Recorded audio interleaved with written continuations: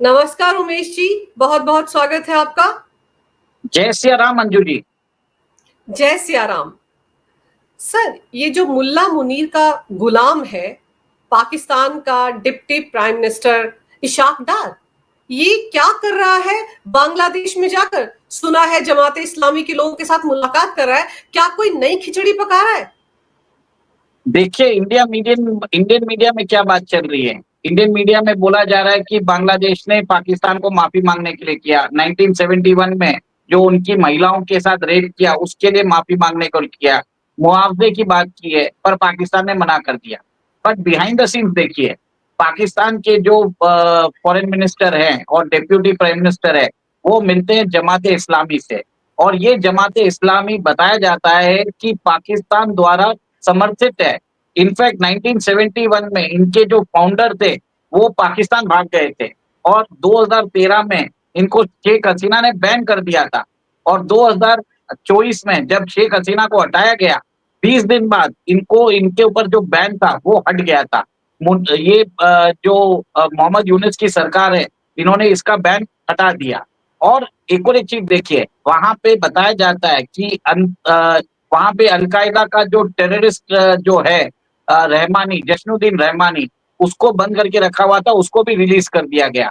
बहुत सारे टेररिस्ट को रिलीज कर दिया गया।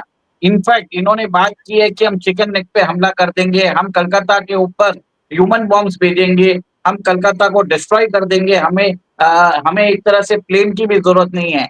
इन्होंने ऐसी ऐसी बातें की है। और अब आप देखिए कि इन दोनों कंट्रीज ने क्या किया, एक दूसरे को बिना वीजा ये एंट्री देने को तैयार है। फ्लाइट्स तो एक दूसरे के साथ चालू करने के लिए तैयार है। चिटागोंग टू कराची एक तरह से फेरी सर्विस चालू हो चुकी है। कराची से बहुत एक हद तक बताया जा रहा है कि कंटिन्यूसली सप्लाई हो रही है वहां से वेपन्स की। और आप ये भी देख लीजिए, जहां पे ये सप्लाई हो रही है वहां पे अमेरिकन भी पाए गए। तो कहीं ना कहीं एक तरह से एक्सेस नजर आ रहा है मुझे कि अमेरिका नेक्स्ट टाइम भारत के ईस्टर्न और वेस्टर्न फ्रंट पे कलेक्टिवली हमला कराने की कोशिश कर रहा है। हमारे जो बॉर्डर है उसके पास आपको मालूम है, उन्होंने रंगपुर के पास एक जो एयरबेस था वर्ल्ड वॉर 2 का, उसको भी रिपेयर कर रहे हैं। वो भी कोई टर्किश कंपनी कर रही है। टर्की का जो डोन है बरादकार, वो एक तरह से बांग्लादेश को उन्होंने गिफ्ट किया है ताकि भारत के ऊपर सर्वेलेंस किया जा सकता है। इनफैक्ट ये भी बात चल रही है कि टर्किश की डिफेंस कंपनीज बांग्लादेश के अंदर एक जो है वहां पे जो इक्विपमेंट्स है, शेल्स है, वेपन्स की फैक्ट्री डालने की कोशिश कर रही है। और ये पूरी चीज देखिए, अजरबैजान के साथ भी हमारे रिश्ते खराब हो चुके हैं। और ट्रंप ने अभी अजरबैजान और आर्मीनिया के बीच के साथ उन्होंने दोस्ती कराई है। तो कहीं ना कहीं आप ये देखेंगे कि आज अमेरिका टर्की के साथ है, क्योंकि टर्की भी क्या करता है, रशिया से $28 बिलियन का ऑयल लेता है। भारत $52 बिलियन का ऑयल लेता है। चाइना $62 बिलियन का ऑयल लेता है। पर वो भारत को सैंक्शंस कर रहा है, टर्की को नहीं कर रहा है। और टर्की के प्लेन डियोगो गार्सिया से प्लेन में सामान भर भर के पाकिस्तान जा रहे हैं। क्या करने जा रहे हैं वो सोचिए। ये एक तैयारी चल रही है भारत के ऊपर एक कलेक्टिव स्ट्राइक करने की, वेस्टर्न और ईस्टर्न सेक्टर में दोनों तरफ। और मुल्ला मुनीर अभी 2 बार पाकिस्तान जाके आ चुके हैं। और बताया जाता है कि उन्होंने वहां पे वेपन्स की मांग की है। इनफैक्ट उन्होंने F-35 प्लेन भी मांगे हैं अमेरिका से। और अमेरिका एक तरह से पाकिस्तान के अंदर जो ट्रंप फैमिली का पर्सनल इंटरेस्ट है, इसके कारण वो पाकिस्तान के अंदर इन्वेस्टेड है, इन्वॉल्व भी है। और मुल्ला मुनीर ने क्या किया, पाकिस्तान के जो बलूचिस्तान रीजन है उसके जो रिसोर्सेस है, इन्होंने ट्रंप के चरणों में डाल दिया। उधर सजदा कर रहे हैं, उनको खुदाए पाकिस्तान उनको नवाज दिया गया। अब उनको नोबेल प्राइज के लिए नॉमिनेट किया है, ट्रंप के गुणगान कर रहे हैं, ट्रंप नामा पढ़ रहे हैं। या एक तरह से पूरा मतलब एक तरह से parallel money laundering racket Trump चला रहे हैं। तो मेरा ये मानना है, क्योंकि ट्रंप का रिलेशन जो अमेरिका रिलेशन अच्छा है टर्की के साथ, क्योंकि वो भारत के ऊपर सैंक्शन लगा रहा है, टर्की पे नहीं लगा रहा है। अजरबैजान और आर्मीनिया के साथ उन्होंने एक तरह से युद्ध विराम करवाया है। उसके कारण अमेरिका और अजरबैजान के बीच में अच्छे संबंध है। और ऑपरेशन सिंदूर में आपने देखा कि किन दो नेशन ने बरोबर सपोर्ट किया पाकिस्तान का। वो सपोर्ट किया था अजरबैजान और टर्की ने, जो भारत के खिलाफ उन्होंने नैरेटिव चालू किया। और अब पाकिस्तान के फॉरेन मिनिस्टर बांग्लादेश जाते हैं और वहां पे जमात से मिलते हैं, इसका मतलब क्या है? एक बड़ी तैयारी चल रही है जिसमें Pakistan, Bangladesh, Azerbaijan, Turkey, America के साथ मिलके भारत के ऊपर हमला करेंगे, जिसमें अमेरिका पूरा लॉजिस्टिकल सपोर्ट देगा। जो काम चाइना कर रहा था सिंदूर 1 में, सिंदूर 2 में अमेरिका करेगा और उसको सपोर्ट मिलेगा दोनों फ्रंट पे। इसके लिए भारत ने क्या किया, अपना ईस्टर्न फ्रंट भी उन्होंने एक तरह से वो उसको कारगर कर रहे हैं। और आपने सुना होगा क्या क्या तैयारी हुई है, 97 एडिशनल तेजस जेट के ऑर्डर दिए हैं। भारत S-500 सिस्टम्स देने को तैयार है। अभी बात की है कि हम 70,000 करोड़ की हम सबमरीन लेने वाले हैं। हमारा मैसेगन डॉग्स जो है जर्मनी से लेने वाला है। और हमने एक तरह से करार कर रहे हैं कि हमारा जो सुकोई है उसको सुपर सुकोई बनाने के लिए हमने अग्नि 5 मिसाइल का टेस्टिंग किया है। ये सब चीज बताता है कि भारत युद्ध स्तर पे रेडी हो रहा है। हमने अभी आज हमारी integrated air defence weapon system को टेस्ट किया है, जिसमें हमने उसमें एक तरह से QRSAM जो बोलते हैं quick reaction surface to air missile, short missile और लेजर वेपन से टेस्टिंग की है। हम अपनी अस्त्रा मिसाइल को रेंज बढ़ा रहे हैं। हम ब्रह्मोस की भी रेंज बढ़ा रहे हैं, उसमें भी ब्रह्मोस 2 कर रहे हैं। हम अपना जो निर्भय मिसाइल है उसको तैयार कर रहे हैं। हम अपना जो एक मिसाइल है, प्रलय मिसाइल, उसको भी हम तैयार कर रहे हैं। इतनी सारी तैयारी इसके लिए किया जा रहा है कि फ्यूचर में पॉसिबिलिटी है युद्ध का। और इसके लिए आपने ये भी देखा कि असम के जो मुख्यमंत्री है हेमंत बिस्वा शर्मा, उन्होंने 18 साल से ऊपर जो है उन लोगों के आधार कार्ड बनाने का उन्होंने बैन कर दिया है। तो कहीं ना कहीं इसका मतलब ये है कि वहां पे इंसर्जेंसी को कंट्रोल किया जा रहा है। और म्यांमार में हमने जिस हिसाब से अल्फा के लीडर्स को एलिमिनेट किया है, तो कुछ भी बड़ा ऑपरेशन करने से पहले भारत सरकार वहां पे जो भी कर सकता है इंफ्रास्ट्रक्चर डेवलपमेंट कर रहे हैं। हमने वहां पे बताया जाता है F हमारे जो रफाल जो फाइटर जेट है उसकी एक यूनिट उधर रखी हुई है, S-400 को भी तैनात कर दिया है। तो टोटल तरीके से हम भारत को सिक्योर कर रहे हैं। उमेश जी, आप याद कीजिए कि ये जो मुल्ला मुनीर था जब ये अमेरिका गया था तो इसने कहा था कि हम लोग पूर्व से ईस्ट की तरफ से भारत को पर अटैक करेंगे। जामनगर रिफाइनरी का नाम इसने बोला था। और आपको याद होगा अभी 2 दिन पहले 15 पाकिस्तानी घुसपैठिए कच्छ में पकड़े गए। सर क्रीक से वो लोग घुसपैठ करने की कोशिश कर रहे थे। देखिए, जामनगर तो नहीं रहेगा, पर इनका टारगेट मुंबई था। इन्होंने, आप ये समझ लीजिए, मुंबई की जो GDP है $400 बिलियन की है। ये पाकिस्तान की GDP 370 बिलियन से ज्यादा है। इनका सिर्फ मुकेश अंबानी का नाम इन्होंने लिया है। हम लोग कयास लगा रहे हैं जामनगर हो सकता है। एक पाकिस्तानी जो रिसर्चर है उन्होंने बोला है कि ये असली टारगेट इनका मुंबई है। और आपने बरोबर बोला है, मुल्ला मुनीर ने भी बोला था कि अगर हमें इंडस वाटर ट्रीटी के लिए भारत को फोर्स करना है नेगोशिएशन टेबल पे लाने के लिए, तो then we have to start a war in the east. तो कहीं ना कहीं ये सब अगर हम देखते हैं तो ऑपरेशन सिंदूर की तैयारी चल रही है। देश के अंदर हमको रेडी होने की जरूरत है। और ऊपर से हम जिस हिसाब से देख रहे हैं कि भारत में रेजिम चेंज ऑपरेशन भी चल रहा है, यहाँ पे भी वोट चोरी की बात हो रही है। यहाँ पे भी राहुल गांधी एक तरह से केंद्र सरकार को डॉक पे लेना चाहते हैं, या इलेक्शन कमीशन ऑफ इंडिया के ऊपर एक तरह से सवालिया निशान लगा रहे हैं। जिस बिहार में 65 लाख जो वोटर्स मिले थे, अवैध वोटर्स, उसके ऊपर से रिफ्लेक्शन करने के लिए इन्होंने जबरदस्ती बेंगलोर का वो एक कॉन्स्टिट्यूंसी का इश्यू लेके आके इन्होंने पूरा इश्यू को ही खत्म कर दिया। आप सोचिए, कोई भी बात नहीं कर रहा है। बिहार के अंदर 7.85 करोड़ वोटर्स थे, और SIR होने के बाद एक तरह से 7.2 करोड़ है। और इस SIR को रोकने के लिए वो ये सारी कवायद चल रही है। और बंगाल में भी SIR कराने की जरूरत है। बताया जाता है अगर बिहार में 65 लाख है तो बंगाल में कम से कम 1.5 करोड़ लोग हो सकते हैं। तो ये सब चीज एक तरह से सोची समझी साजिश है, जिसके कारण भारत के अंदर उनकी जो हमारी जो अर्थव्यवस्था है, हमारे यहाँ पे जो सोशल फैब्रिक है, उसको डिस्टर्ब करने की कोशिश कर रहे हैं, अनार्की पैदा करने की कोशिश कर रहे हैं। और जिस हिसाब से वो भाषा यूज कर रहे हैं, उनको लगता है कि देश उनकी विरासत है, उनकी मिल्कियत है, वो जैसा चाहे वो कर सकते हैं। वो बोलते हैं कि मैं कुछ लिख के नहीं दूंगा, मैं बोल रहा हूँ ना, वही मेरी बात है। ये सब बात बताती है कि एक तरह से देश के अंदर भ्रामक बातें करके वो मोदी सरकार को हटाना चाहते हैं। देखिए, कुछ समय पहले वाइस प्रेसिडेंट धनखड़ जी का भी एक तरह से अप्रत्याशित एक तरह से इस्तीफा आया था। कयास वो भी लगाए जा रहे हैं कि वो अपोजिशन के साथ मिल चुके हैं। बीच में बीजेपी के एक स्पोर्ट्स पर्सन ने भी बोला है कि डीप स्टेट जो है बीजेपी के 37 एमपीज के कांटेक्ट में वक्त रह के उनको एक तरह से हमने हमारी सरकार बचा ली है। राहुल गांधी भी वही बोल रहे थे, सुब्रमण्यम स्वामी भी वही बोल रहे थे और देश के अंदर एक चुनी हुई सरकार को हटाने की कोशिश कर रहे हैं। कभी कभी तो बात भी उठती है कि प्रधानमंत्री को इस्तीफा दे देना चाहिए और रिटायरमेंट ले लेना चाहिए क्योंकि 75 ईयर्स के हो चुके हैं। क्यों दे भाई, प्रधानमंत्री को चुना देश की जनता ने, हम किसी और के बहकावे में क्यों आना। तो ये सब चीज, ये प्रेशर क्यों डाल रहे हैं, ये भी उस समय सोचिए, सिंदूर की जीत के बाद ये बोल रहे हैं। आप सोचिए, नहीं ये जो लोग हैं जो प्रधानमंत्री को कंटिन्यूसली क्वेश्चन करते रहते हैं। देखिए आज ये भी बात होगी उनकी डिग्री की, मेरे को ये नहीं समझ में आता किसको क्यों इंटरेस्ट है प्रधानमंत्री की डिग्री में, क्यों उनकी पर्सनल लाइफ के बारे में बात करते हैं। हम तो कभी बोलते नहीं है कि नेहरू के लिए 52 एकड़ का मेमोरियल क्यों बनाया, दिल्ली के अंदर 52 एकड़ का मेमोरियल क्यों बनाया, सोनिया गांधी क्यों 10 जनपद पे बैठी हुई है, आज तक किस हिसाब से बैठी हुई है। ये सब चीज हमें पूछनी चाहिए, ये सब चीजों पे तो बात नहीं होती है। मोदी जी को टारगेट किया जा रहा है, ये पूरा ऑपोजिशन कर रहा है। हमारे यहाँ पे कुछ लोग हमारे बीजेपी के अंदर भी कर रहे हैं और हमारे यहाँ पे जो एक मंत्री है वो सेक्युलरिज्म का प्रीच करने लग गए हैं मोदी जी को। अब मोदी जी हैं तभी आप देखिए सबका साथ, सबका विश्वास, सबका प्रयास चल रहा है।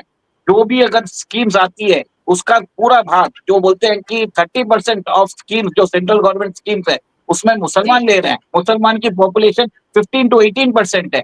आप ये बताइए, ये सेक्युलर, ये प्रधानमंत्री जो जिनको पब्लिक चुन के आती है, उन्होंने आज तक किसी सरकार को डिसमिस नहीं किया, उन्होंने आज तक पूरे प्रोविजंस फॉलो किए हैं।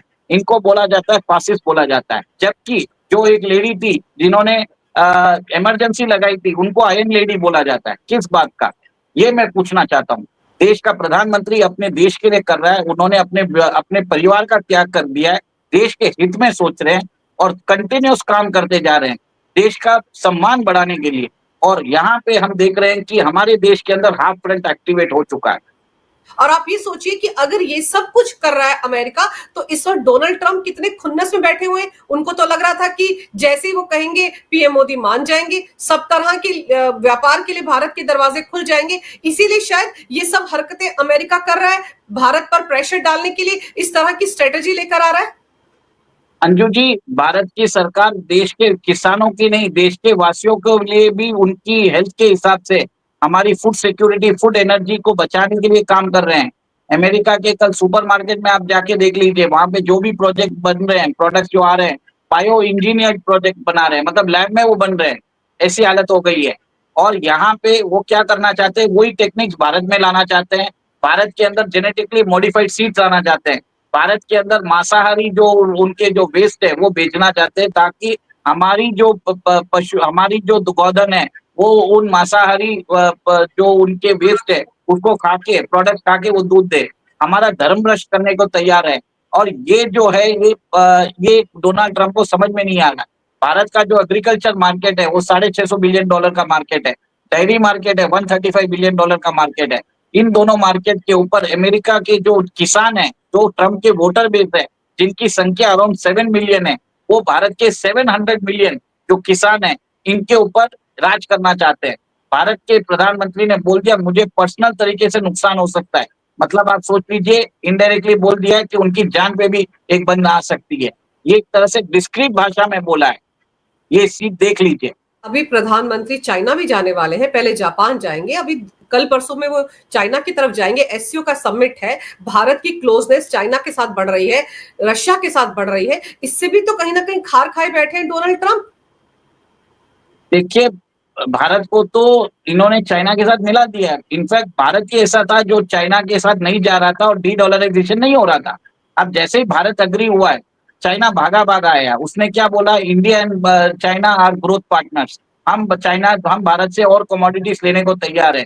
भारत की कंपनीज को चाइना में इन्वेस्ट करने को बोल रहा है, बोलता है कि हम भारत के अंदर इन्वेस्ट करना चाहते हैं। भारत को एक तरह से उन्होंने रेयर अर्थ मिनरल्स की जो सप्लाई बंद की है उसको चालू कर दिया है। टनल बोरिंग मशीन की जो बंद की थी वो चालू कर दिया है। जो स्पेशलिटी फर्टिलाइजर्स है उसकी जो उन्होंने बंद कर दिया था वो चालू कर दिया है।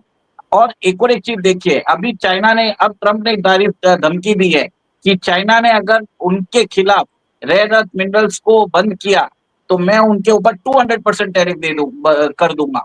और चाइना ने अनरेस्ट्रिक्टेड हमको वो एक्सेस दे दिया। इसका मतलब क्या है कि हमारी जो ईवी प्रोडक्शन ठप होने वाला था वो एक तरह से वापस चालू हो गया है। चाइनीज इन्वेस्टमेंट भारत में आएगा, पर वो रेस्ट्रिक्टेड वे में आएगा। 24% चाइनीज कंपनी का रहेगा, 76% इंडियन कंपनी का रहेगा विद टेक्नोलॉजिकल ट्रांसफर। एक और एक चीज है, चाइना के अंदर वहां पे जो टोटल फर्टिलिटी रेशियो है 1.2 है, भारत के अंदर अभी भी 2.1 या कुछ है।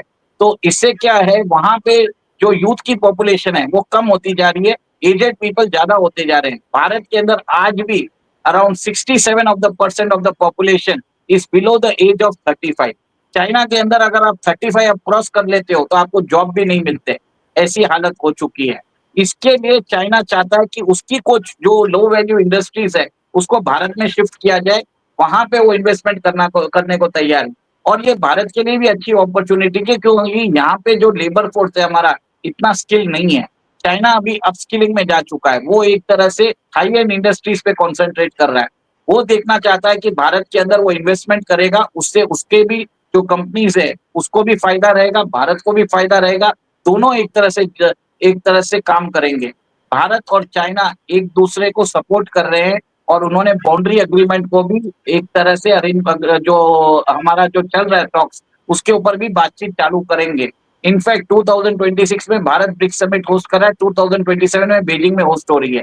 दोनों ने डिसाइड किया है कि एक दूसरे के जो भी प्रपोजल है दोनों एक दूसरे को सपोर्ट करेंगे। इससे क्या होगा कि हम लोगों के जो इंटरलिंकिंग ऑफ पेमेंट सिस्टम है और कॉमन करेंसी के लिए एक तरह से बातचीत चालू हो चुकी है। ये सब हाई प्रोफाइल मीटिंग्स जो दौरे हो रहे हैं, जो सरगर्मी देख रहे हैं, इससे समझ में आ रहा है कि भारत एक तरह से विश्व में बढ़ रहा है। और भारत को रोकने के लिए आपको मालूम है, जब भी डॉलर की बादशाह पे प्रॉब्लम आता है, वॉर चालू हुआ है मिडिल ईस्ट में, वॉर चालू हुआ है, इराक में सद्दाम हुसैन को हटाया है, लिबिया में गद्दाफी को हटाया है, फिर ईरान में भी उन्होंने एक तरह से तख्ता पलट किया है। अभी वेनेजुएला में करा रहे हैं मदुरो को हटाने के लिए, वहां के ऑयल रिसोर्सेज के लिए। तो अमेरिका रेजिम चेंज ऑपरेशंस करने के लिए मन में है और उसको मालूम है इंटरनल और एक्सटर्नल दोनों चीज लगानी पड़ेगी, तभी भारत के अंदर शायद रेजिम चेंज पॉसिबल है। इंटरनल जो है हमारा हाफ फ्रंट चालू हो चुका है, एक्सटर्नल में आप ये देखेंगे कि चाइना के साथ हमने दोस्ती कर ली तो उन्होंने क्या देखा कि ईस्ट और वेस्ट से दोनों जगह से चालू करवा देते हैं, देखते हैं भारत कितना करेगा। उसको टेक्टिकल सपोर्ट मिलेगा टर्की से, अजरबैजान से, अमेरिका से। लेकिन एक चीज और है, आप देखिए डोनाल्ड ट्रंप ने एक नया स्टेटमेंट दे दिया है। उनका कहना है कि मैं अगर भारत और पाकिस्तान के बीच में सीज फायर नहीं करवाता तो दोनों के बीच में न्यूक्लियर वॉर होने वाला था। पहले वो ये तो बता दें कि पाकिस्तान के पास न्यूक्लियर वेपन है कहां, वो तो अमेरिका के थे और वो तो किराना हिल्स में हमने तबाह कर दिए थे। तो कौन सा वाला न्यूक्लियर वॉर होने वाला था? देखिए, हमने उनकी जो न्यूक्लियर फैसिलिटी है उसको ध्वस्त कर दिया। वहां पे कुछ बताए जाते हैं 30 to 40 प्रोजेक्टाइल्स है और वो 20 दिन तक फटते रहे। तो कहीं ना कहीं एस्टिमेटेड बताया जा रहा है कि उनके पास उनके 40 प्रोजेक्टाइल जो न्यूक्लियर प्रोजेक्टाइल है वो एक तरह से ध्वस्त हो गए। युद्ध के बीच में पाकिस्तान के जो फॉरेन मिनिस्टर है या डिफेंस मिनिस्टर है, उन्होंने बोला हमारे पास 130 न्यूक्लियर वेपन्स है, वो शोकेस के लिए नहीं रखे हैं। जबकि सिप्री की रिपोर्ट से आती है कि पाकिस्तान के पास 170 है। तो मेरा ये अनुमान है 130 उनके खुद के हैं, 40 अमेरिका के थे जो किराना हिल्स में रखे हुए थे नूर खान एयरबेस के पास, जिसको हमने डिस्ट्रॉय कर दिया। इसके लिए अमेरिका तिल मिला गया है। बताया जाता है कि उसको मैनेज कर रहे थे 60 to 65 अमेरिकन, वो भी स्वाहा हो चुके हैं। तो कहीं ना कहीं ये बताया नहीं जा पा रहा है। इसके लिए वो एक तरह से भारत पे गुस्सा भी है, भारत को मनाना भी चाहते हैं, पर भारत नहीं मान रहा है। जब उन्होंने मुल्ला मुनीर को बुला के अगर वो किया, वो रेड लाइन हो गई थी। आप देखिए जब पीएम मोदी G7 समिट के लिए गए, वो कनाडा से उठ के भाग के चले गए थे। ऐसा आदमी है जो भाग के चले जाता है, वो क्या करेगा? अब ऐसा हो गया है कि डोनाल्ड ट्रंप के खिलाफ अमेरिका के अंदर भी मुहिम चालू हो गई है। जॉन केरी है, बोल्टन है, सब लोगों ने, इनकी पार्टी की निकी हेली, उन्होंने भी उनको एक तरह से लताड़ा है। तो सब जगह से प्रॉब्लम चालू हो गए हैं डोनाल्ड ट्रंप को। अगर ऐसे हालात पैदा होते हैं जैसे कि आप बता रहे हैं कि अजरबैजान के साथ मिलकर, तुर्की के साथ मिलकर, पाकिस्तान के साथ मिलकर, बांग्लादेश के साथ मिलकर अमेरिका कोई नया खेल खेल रहा है भारत के लिए ईस्टर्न और वेस्टर्न फ्रंट से, तो ऐसे में भारत के साथ इस वक्त रशिया है, भारत के साथ ब्राजील है, चाइना भी है। आपको क्या लगता है, क्या तस्वीर बनकर उभरेगी? ये भारत के साथ होंगे या नहीं? देखिए, अगर इस बार अगर युद्ध होता है, रशिया लास्ट टाइम एक तरह से न्यूट्रल पोजीशन में था क्योंकि चाइनीज का इन्वॉल्वमेंट था सिंदूर वन में। इस बार रशिया हमारे सपोर्ट में आएगा। इस बार इज़राइल हमारे सपोर्ट में नहीं आएगा क्योंकि अमेरिका इन्वॉल्व रहेगा। और इस बार आप ये देखेंगे कि आप काउंटर बैलेंस के लिए चाइना शायद एक तरह से न्यूट्रल होना पड़ेगा। उसको कोई उपाय नहीं है क्योंकि उसके पाकिस्तान के साथ भी संबंध अच्छे हैं। बट हमें एक चीज़ है कि रशिया अगर हमारे साथ आता है और बाकी कंट्रीज़ हमें वैसे फ्रांस का भी सपोर्ट मिल जाता है, तो हम इसको इफेक्टिवली चैलेंज कर सकते हैं। और फ्रांस ने भी भारत के प्रधानमंत्री के साथ उन्होंने बातचीत की है और उन्होंने बोला भी है कि हम आपकी प्रेसिडेंसी है जो एआई समिट होने वाली है 2026 में, उसको सपोर्ट करेंगे। आपकी ब्रिक्स की प्रेसिडेंसी को सपोर्ट करेंगे और बताया जाता है कि शायद इंडिया फ्रांस को एक तरह से इन्विटेशन भेज दे कि वो ब्रिक्स समिट में आके अटेंड कर सके। तो कहीं न कहीं मेरा मानना है अगर फ्यूचर में ये वॉर होता है, जिसकी संभावना मुझे लग रही है, तो आप ये देखेंगे भारत के सपोर्ट में रशिया और फ्रांस आएँगे। और अगर हमें कुछ भी चाहिए, हम इज़राइल से पहले ही सारी चीज़ें खरीद रहे हैं। और आपको मालूम है जो ऑपरेशन सिंदूर में रैम्पेज मिसाइल्स थी जो इज़राइल जो पाकिस्तान में जाके उन्होंने तबाह की थी, उसकी हम प्रोडक्शन इंडिया में ही चालू कर रहे हैं। और हमने थोक से उसको ले भी लिया है, मतलब बल्क में हमने वो मिसाइल्स इज़राइल से अभी भी प्रोक्योर करके उसको स्टोर करना भी चालू कर दिया है। तो हम अपना वॉर चेस्ट प्रोग्राम रेडी कर चुके हैं, डिफेंस के डील्स हो रहे हैं, एलोकेशन हो रहे हैं, 97 एडिशनल तेजस का ऑर्डर दिया है। जिस हिसाब से आप रोज देखते हैं कुछ ना कुछ बात हो रही है। हमने अभी अनमैन्ड कॉम्बैट एरियल व्हीकल जो काल भैरव है, उसकी भी टेस्टिंग की है। ये अपना medium altitude long endurance drone है। इसकी भी सफलता भारत के अंदर हो चुकी है। और आज हम ड्रोन की क्षमता हमने कुछ हद तक टर्की जितनी ड्रोन की क्षमता हमने हासिल कर ली है। ये क्षमता पहले सिर्फ 4 कंट्रीज के पास था, यूनाइटेड स्टेट्स, इज़राइल, टर्की और चाइना। पर अब आप देख रहे हैं भारत के पास भी ये चीज़ आ चुका है। पहले हम इज़राइल के ड्रोन पे डिपेंडेंट होते थे। उमेश जी, आपको क्या लग रहा है, क्या यूक्रेन और रशिया का वॉर रुक नहीं पा रहा है और बड़ा चैलेंज बन गया है डोनाल्ड ट्रंप के लिए? डोनाल्ड ट्रंप ने टैरिफ और सैंक्शंस लगाकर भारत पर इसकी जिम्मेदारी डालने की भी पूरी कोशिश की, लेकिन इसके बावजूद ये वॉर किसी सीज फायर की तरफ जाता नहीं दिख रहा है। तो क्या इस बौखलाहट में डोनाल्ड ट्रंप ये सब हथकंडे अपना रहे हैं? देखिए, उनको करना ही है, उनको भारत को मज़ा चखाना ही है, क्योंकि हमने उन्नूर खान एयरबेस पे अमेरिकन जो न्यूक्लियर वेपन्स है, उस पे हमला किया है।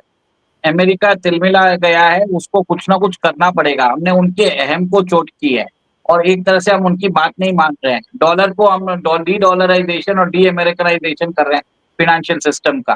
तो कहीं न कहीं डोनाल्ड ट्रंप को लग रहा है कि भारत को मज़ा चखाना चाहिए और आज डेविड वेंस ने वापस थ्रेटन भी किया है भारत को कि आप रशिया से कर रहे हो तो हम आपको रशिया को तो मज़ा नहीं चखा सकते, पर रशिया के ट्रेडिंग पार्टनर को हम मज़ा चखा सकते हैं।